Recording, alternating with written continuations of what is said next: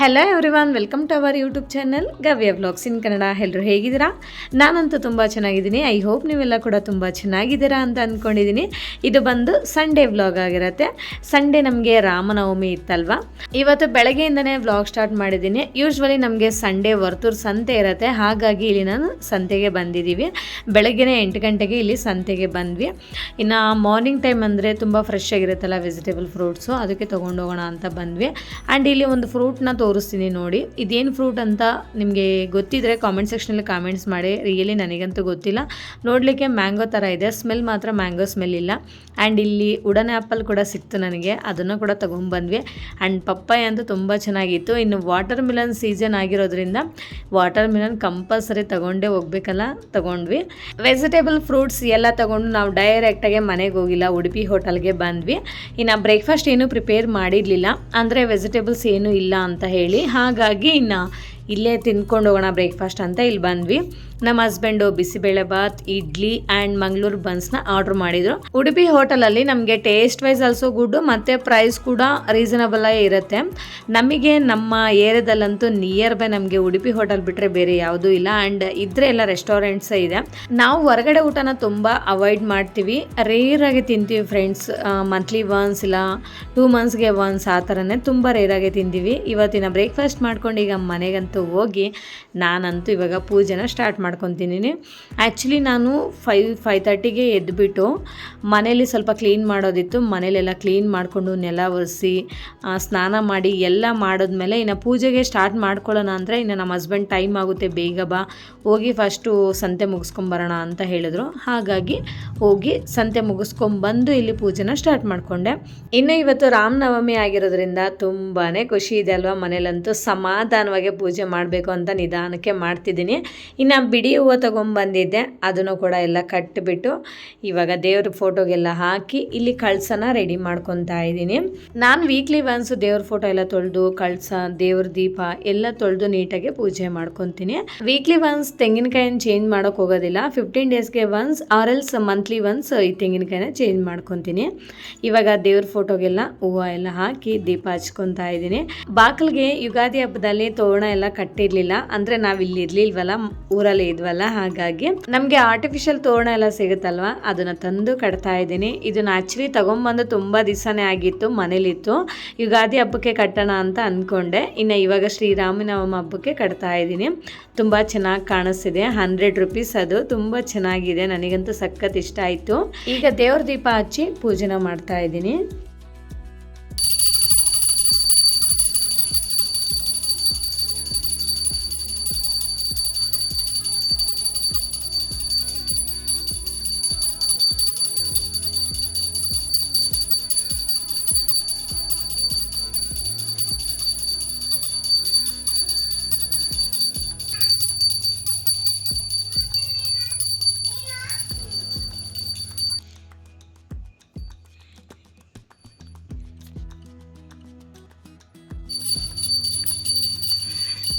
ನಾನು ಬೇಗನೆ ಪೂಜೆ ಮಾಡಿದೆ. ನಮ್ಮ ಹಸ್ಬೆಂಡು ಮಕ್ಕಳು ಆಮೇಲೆ ರೆಡಿಯಾಗಿ ಸ್ನಾನ ಮಾಡಿ ರೆಡಿಯಾಗಿ ಇವಾಗ ಪೂಜೆ ಮಾಡ್ತಿದ್ದಾರೆ. ನಮ್ಮ ಮನೇಲಿ ಪೂಜೆ ಅಂತೂ ಮುಗೀತು. ನೀವೆಲ್ಲ ಹೇಗೆ ಹಬ್ಬನ ಸೆಲೆಬ್ರೇಟ್ ಮಾಡಿದ್ರಿ ಅಂತ ಹೇಳಿ ನನಗೆ ಕಾಮೆಂಟ್ ಸೆಕ್ಷನಲ್ಲಿ ಕಾಮೆಂಟ್ಸ್ ಮಾಡಿ.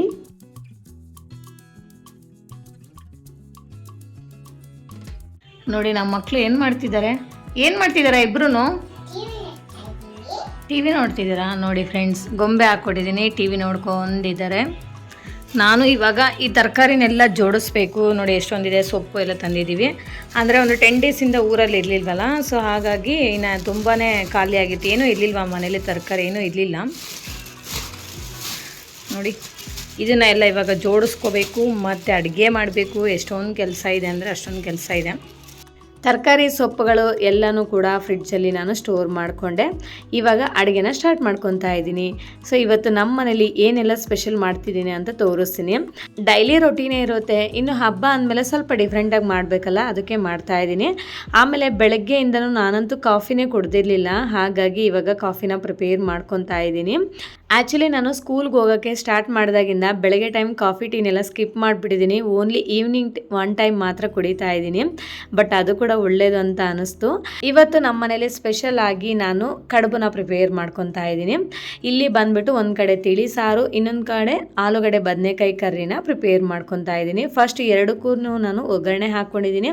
ಆ್ಯಂಡ್ ಇಲ್ಲಿ ಆಲೂಗಡ್ಡೆ ಬದನೆಕಾಯಿನ ಈ ಥರ ಪೀಸಸ್ ಆಗಿ ಕಟ್ ಮಾಡ್ಕೊಂಡು ಹಾಕ್ಕೊತಾ ಇದ್ದೀನಿ. ಉಪ್ಪು ಸ್ವಲ್ಪ ಅರಿಶಿನ ಹಾಕ್ಕೊಂಡು ಒಂದು 2 ಮಿನಿಟ್ಸ್ ಚೆನ್ನಾಗಿ ಫ್ರೈ ಮಾಡಿಕೊಂಡು ಆಮೇಲೆ ನಾನು ರುಬ್ಬಿರೋ ಮಸಾಲ ಪೇಸ್ಟ್ನ ಇದಕ್ಕೆ ಹಾಕ್ಕೊತಾ ಇದ್ದೀನಿ. ಈ ಬದನೆಕಾಯಿ ಆಲೂಗಡ್ಡೆ ಕರ್ರಿ ರೆಸಿಪಿ ಬೇಕು ಅಂದರೆ ಕಮೆಂಟ್ಸ್ ಮಾಡಿ, ನಾನು ಒಂದು ಶಾರ್ಟ್ ವಿಡಿಯೋ ಮಾಡಿ ಹಾಕ್ತೀನಿ. ರಿಯಲಿ ಟೇಸ್ಟ್ ಅಂತೂ ತುಂಬ ಚೆನ್ನಾಗಿರುತ್ತೆ. ಈ ಕರ್ರಿ ಆಲ್ಮೋಸ್ಟ್ ಎಲ್ಲ ಫಂಕ್ಷನ್ಸಲ್ಲಿ ಕೂಡ ಸೈಡ್ ಡಿಶ್ ಆಗಿ ಕೊಟ್ಟಿರ್ತಾರೆ, ತುಂಬ ಚೆನ್ನಾಗಿರುತ್ತೆ. ಈ ಕರ್ರಿಗೆ ಕಾಂಬಿನೇಷನ್ ಆಗಿ ನಾನು ಪೂರಿನ ಪ್ರಿಪೇರ್ ಮಾಡ್ಕೊತಾ ಇದ್ದೀನಿ. ಪೂರಿ, ಚಪಾತಿ ಆ್ಯಂಡ್ ನಾವೇನಾದರೂ ಪ್ಲೇನ್ ಬಿರಿಯಾನಿ ಮಾಡಿಕೊಂಡ್ರು ಕೂಡ ಈ ಕರ್ರಿ ತುಂಬ ಚೆನ್ನಾಗಿರುತ್ತೆ ಫ್ರೆಂಡ್ಸ್. ಮಸಾಲೆ ಎಲ್ಲ ಚೆನ್ನಾಗಿ ಫ್ರೈ ಮಾಡಿದ್ಮೇಲೆ ಲಿಡ್ನ ಕ್ಲೋಸ್ ಮಾಡಿಕೊಂಡು 2 ವಿಜಿಲ್ ಕೂಗಿಸ್ಕೊಂಡ್ರೆ ಬದನೆಕಾಯಿ ಆಲೂಗಡ್ಡೆ ಕರ್ರಿ ಅಂತೂ ರೆಡಿ ಆಗುತ್ತೆ.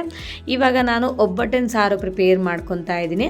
ಆಲ್ಮೋಸ್ಟ್ ಈ ತಿಳಿ ಸಾರು ಎಲ್ಲರಿಗೂ ಗೊತ್ತಿರುತ್ತೆ, ತುಂಬ ಚೆನ್ನಾಗಿರುತ್ತಲ್ಲ ಟೇಸ್ಟ್ ಅಂತೂ. ನನಗಂತೂ ಸಖತ್ ಇಷ್ಟ ಈ ತಿಳಿ ಸಾರು ಅಂದರೆ. ಎರಡಕ್ಕೂ ನಾನು ಒಗ್ಗರಣೆ ಎಲ್ಲ ಹಾಕ್ಕೊಂಡು ಇವಾಗ ನನ್ನ ಕಾಫಿ ಅಂತೂ ರೆಡಿ ಆಯಿತು. ಈಗ ಕಾಫಿನ ಕುಡಿತಾ ಇದ್ದೀನಿ. ನೋಡಿ, ತಿಳಿ ಸಾರು ಒಳ್ಳೆ ಕುದಿ ಬರ್ತಾ ಇದೆ. ಜಸ್ಟ್ ಈ ಥರ ಒಂದು 5 ನಿಮಿಷ ಕುದಿಸ್ಕೊಂಡ್ರೆ ತಿಳಿ ಸಾರು ಅಂತೂ ರೆಡಿ ಆಯಿತು. ಇವಾಗ ನಾನು ಕಡುಬನ್ನ ಪ್ರಿಪೇರ್ ಮಾಡ್ಕೊತಾ ಇದ್ದೀನಿ. ಕಡುಬುಗೆ ನಾನು ಆಲ್ರೆಡಿ ಗೋಧಿ ಹಿಟ್ಟನ್ನ ಮಿಕ್ಸ್ ಮಾಡಿ ಇಟ್ಟಿದ್ದೆ. ಮೈದಾ ಹಿಟ್ಟು ಚೆನ್ನಾಗಿರುತ್ತೆ, ಬಟ್ ಮೈದಾ ಒಳ್ಳೇದಲ್ಲ ಅಂತ ಹೇಳಿ ಸ್ಕಿಪ್ ಮಾಡಿ ಓನ್ಲಿ ಗೋಧಿ ಹಿಟ್ಟನ್ನ ಮಿಕ್ಸ್ ಮಾಡಿ ಇಟ್ಕೊಂಡಿದ್ದೀನಿ. ಇದು ಬಂದು ಹೂರ್ಣ ಅಂತ ಹೇಳ್ತೀವಲ್ಲ ಅದು.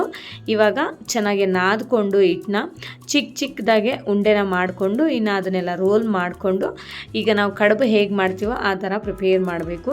ನಾವು ಜಾಸ್ತಿ ಒಬ್ಬಟ್ಟೆಲ್ಲ ಪ್ರಿಪೇರ್ ಮಾಡಲ್ಲ ಫ್ರೆಂಡ್ಸ್, ಜಾಸ್ತಿ ಕಡುಬುನೇ ಮಾಡೋದು. ನಮ್ಮ ಅಮ್ಮ ಮನೇಲಿ ಜಾಸ್ತಿ ಕಡುಬುನೇ ಮಾಡೋದು, ಮತ್ತು ಅತ್ತೆ ಮನೇಲಿ ಕೂಡ ಅಷ್ಟೇ. ಆ್ಯಂಡ್ ಈ ಕಡುಬು ಹೇಗೆ ಅಂತಂದರೆ ಅಟ್ಲೀಸ್ಟ್ 2 ಡೇಸ್ ನಾವು ತಿನ್ಬೋದು. ಇವತ್ತು ಮಾಡಿ ನಾಳೆ ಸಂಜೆ ತನಕನೂ ತುಂಬ ಚೆನ್ನಾಗಿರುತ್ತೆ.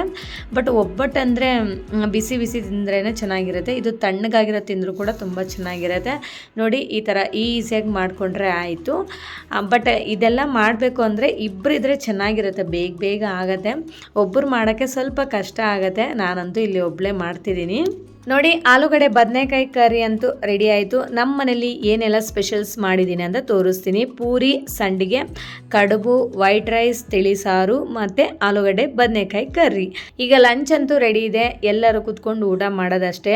ಸೊ ಬನ್ನಿ ಫ್ರೆಂಡ್ಸ್, ಎಲ್ಲರೂ ಊಟ ಮಾಡೋಣ. ಬ್ಯೂಟಿಫುಲ್ ಏಂಜಲ್ಸ್ ನೋಡಿ, ನಮ್ಮ ಮಕ್ಕಳು ಇಬ್ರು, ನಮ್ಮ ಏಂಜಲ್ಸ್ ಇಬ್ರು ರೆಡಿ ಆಗಿದ್ದಾರೆ. ಎಲ್ಲಿ ಹೋಗ್ತಿದ್ದೀವಿ ಈಗ? ಅಂದರೆ ಟೆಂಪಲ್ಗೆ ಹೋಗ್ತಿದ್ದೀವಿ. ಸೊ ನೋಡಿ ಫ್ರೆಂಡ್ಸ್, ನಾವೆಲ್ಲ ರೆಡಿ ಆಗಿದ್ದೀವಿ. ಇದು ಚಿಟ್ಟು ಮರಿ, ಇದು ಗುಂಡು ಮರಿ, ಜಾನ ಮರಿ, 3 ಜನ ರೆಡಿಯಾಗಿ ಈಗ ಟೆಂಪಲ್ಗೆ ಹೋಗ್ತಿದ್ದೀವಿ. ವಾವ್, ಏನು ಮಾಡ್ತಿದ್ದೀರಾ?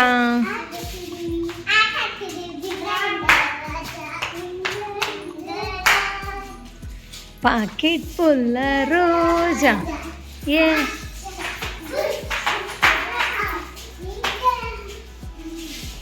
ನಾವೀಗ ಗುಂಜೂರಿಗೆ ಬಂದಿದ್ದೀವಿ. ಗುಂಜೂರು ಬಸ್ ಸ್ಟಾಪಲ್ಲಿ ರಾಮನ ದೇವಸ್ಥಾನ ಇದೆ. ಸೊ ರಾಮನ ದೇವಸ್ಥಾನದ್ದೇ ಇದು ತೇರು ಎಳಿತಾರೆ.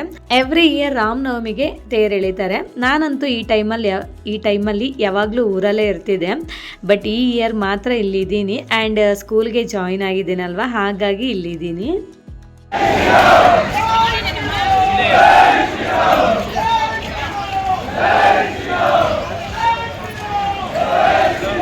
ಇಲ್ಲಿ ಬಸ್ ಸ್ಟಾಪಲ್ಲೇ ಕಾಣಿಸ್ತಿದೆ ಅಲ್ವಾ, ಇದೇ ರಾಮನ ದೇವಸ್ಥಾನ ಗುಂಜೂರು ಬಸ್ ಸ್ಟಾಪಲ್ಲಿ ಇರೋದು. ಒಳಗಡೆ ಟೆಂಪಲ್ ಅಂತೂ ತುಂಬ ಅಂದರೆ ತುಂಬ ಚೆನ್ನಾಗಿ ಅಲಂಕರಣ ಮಾಡಿದ್ದಾರೆ. ಎಲ್ಲ ಕೂಡ ಫ್ಲವರ್ಸಲ್ಲೇ ಸಖತ್ತಾಗಿ ಅಲಂಕರಣ ಮಾಡಿದ್ದಾರೆ. ಎವ್ರಿ ಇಯರ್ ಕೂಡ ಇದೇ ಥರ ಇರುತ್ತೆ. ಆ್ಯಂಡ್ ಇನ್ನೂ ಬೇರೆ ಟೈಮಲ್ಲಿ ಲೈಕ್ ಬೇರೆ ಫೆಸ್ಟಿವಲ್ಸ್ ಟೈಮಲ್ಲಿ ಕೂಡ ತುಂಬ ಚೆನ್ನಾಗಿ ಅಲಂಕರಣ ಮಾಡ್ತಾರೆ. ಎಕ್ಸ್ಪೆಷಲಿ ರಾಮನವಮಿಗೆ ಜಾಸ್ತಿ ಅಲಂಕರಣ ಇರುತ್ತೆ. ನನಗಂತೂ ಡೆಕೋರೇಷನ್ ಸಖತ್ ಇಷ್ಟ ಆಯಿತು ಫ್ರೆಂಡ್ಸ್. ಆ್ಯಂಡ್ ದೇವ್ರನ್ನ ಕೂಡ ತುಂಬ ಚೆನ್ನಾಗಿ ಅಲಂಕರಣ ಮಾಡಿದ್ದಾರೆ.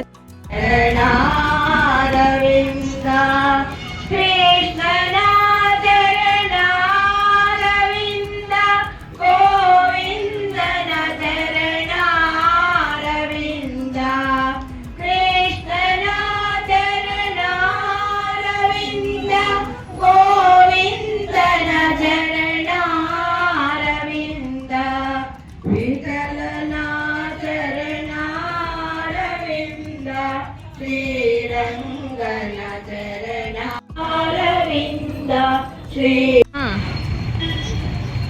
ಶ್ರೀರಾಮ ರಕ್ಷಾ ಸ್ತೋತ್ರಂ ಶ್ರೀ ಗುರುಭ್ಯೋ ನಮಃ ಹರಿ ಓಂ. ಹಾಗೆ ಸಿಂಪಲಾಗಿ ಒಂದು ಜಾತ್ರೆನ ಕೂಡ ಹಾಕಿದ್ರು. ಇನ್ನು ಈ ಜಾತ್ರೆಯಲ್ಲಿ ಸ್ವಲ್ಪ ಐಟಮ್ಸ್ ಎಲ್ಲ ಏನೇನು ಬಂದಿದೆ ಅಂತ ನೋಡೋಣ ಅಂತ ಬಂದ್ವಿ. ಇಲ್ಲೆಲ್ಲ ನೋಡಿ ಪುಟಾಣಿ ಐಟಮ್ಸ್ ಎಷ್ಟು ಚೆನ್ನಾಗಿದೆ ಮಕ್ಕಳದು.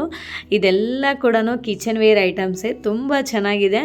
ಈಚ್ ಒನ್ 10 ರೂಪೀಸ್ ಅಂತೆ. ಸೊ ನಮ್ಮ ಮಕ್ಕಳಂತೂ ಕೇಳ್ತಾ ಇದ್ರು, ನಮ್ಮ ಮಕ್ಕಳು ನೋಡಿದ್ರೆ ಕೇಳ್ತಾರಲ್ವ, ಅದು ಕೊಡಿಸು ಮಮ್ಮಿ, ಇದು ಕೊಡಿಸು ಮಮ್ಮಿ, ಎಲ್ಲನೂ ಒಂದೊಂದು ಕೊಡಿಸ್ಬಿಡು ಅಂತ ಕೇಳ್ತಾಯಿದ್ರು.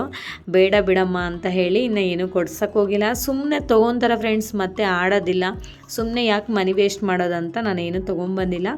ಇನ್ನು ಆರ್ಟಿಫಿಷಿಯಲ್ ಫ್ಲವರ್ಸ್, ಇಯರಿಂಗ್ಸ್, ದೆನ್ ಮಕ್ಕಳಿಗೆ ಆಟಾಡೋ ಐಟಮ್ಸ್ ಎಲ್ಲ ಕೂಡ ಹಾಕಿದ್ರು. ನಾನಿಲ್ಲೊಂದು ಅಜ್ಜಿ ಏನೋ 10 ರೂಪೀಸ್ ಐಟಮ್ಸ್ ಎಲ್ಲ ಇಟ್ಕೊಂಡಿದ್ರು, like hair bands and clips, rubber bands ಆ ಥರ. ಸೊ ಇಷ್ಟು ಮಾತ್ರ ತೊಗೊಂಡೆ. ಮಕ್ಕಳಿಗೆ ಹೇರ್ ಬ್ಯಾಂಡ್ಸು 10 ರೂಪೀಸ್ದು ಆ್ಯಂಡ್ ಮತ್ತು ಹೇರ್ ಕ್ಲಿಪ್ಸು ಅಷ್ಟೆಲ್ಲ, ಸ್ಟಿಕ್ಕರ್ಸ್ ಕೂಡ 10 ರೂಪೀಸ್, ತುಂಬಾ ಚೆನ್ನಾಗಿತ್ತು. ಇಷ್ಟೆಲ್ಲ ಒಂದು 4-5 ಐಟಮ್ಸ್ನ ತೊಗೊಂಡೆ. ಇನ್ನೇನು ಪರ್ಚೇಸ್ ಮಾಡೋಕ್ಕಂತೂ ಹೋಗಿಲ್ಲ ಫ್ರೆಂಡ್ಸ್. ನೆಕ್ಸ್ಟ್ ಇದೆಲ್ಲ ಸ್ಟ್ಯಾಚ್ಯೂಸ್ ನೋಡಿ, ಇದೆಲ್ಲ ಕೂಡ POPಯಲ್ಲಿ ಮಾಡಿರೋದೆ, ತುಂಬಾ ಚೆನ್ನಾಗಿತ್ತು. ಬಟ್ ತುಂಬ ಕಾಸ್ಟ್ಲಿ ಹೇಳ್ತಾ ಇದ್ರು, ಏನೂ ಪರ್ಚೇಸ್ ಮಾಡಿಲ್ಲ. ಇನ್ನು ಜಾತ್ರೆ ಎಲ್ಲ ಕೂಡ ಒಂದು ರೌಂಡ್ ಎಲ್ಲ ನೋಡಿಕೊಂಡು ಈಗ ರಿಟರ್ನ್ ಮನೆಗಂತೂ ಹೋಗ್ತಾ ಇದ್ದೀವಿ. ಸೊ ಇಷ್ಟೇ ಫ್ರೆಂಡ್ಸ್ ಇವತ್ತಿನ ವ್ಲಾಗ್. ಈ ವ್ಲಾಗ್ ನಿಮ್ಗೆ ಇಷ್ಟ ಆಗಿದರೆ ಪ್ಲೀಸ್ ಒಂದು ಲೈಕ್ ಮಾಡಿ, ಶೇರ್ ಮಾಡಿ, ವಿಡಿಯೋ ಹೇಗಿದೆ ಅಂತ ಒಂದು ಕಾಮೆಂಟ್ ಮಾಡಿ, ಆ್ಯಂಡ್ ದಯವಿಟ್ಟು ಸಬ್ಸ್ಕ್ರೈಬ್ ಮಾಡ್ಕೊಳ್ಳೋದನ್ನು ಮಾತ್ರ ಮರಿಬೇಡಿ. Okay, thank you for watching. See you in the next vlog. Okay, bye bye, take care.